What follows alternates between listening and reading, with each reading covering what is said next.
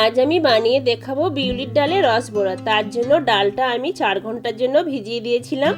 তারপর ওই ডালটা আমি মিক্সিতে দিয়ে ভালো করে পেস্ট করে হাত দিয়ে 5-6 মিনিট ফাটিয়ে নিয়ে জলের মধ্যে দিয়ে দেখলাম, যদি জলের মধ্যে ভাসে জানবেন যে আমার লেচিটা পারফেক্ট হয়েছে। তারপর একটা কাপড় ছেঁড়া নিয়ে ছোট্ট ফুটো করে নিয়েছি, কেটে নিয়েছি, নিয়ে তার মধ্যে সব খাসাগুলো ঢুকিয়ে ভিতরে দিয়ে হাত দিয়ে চেপে চেপে কড়ার মধ্যে গরম তেলের মধ্যে ছেড়ে দিলাম।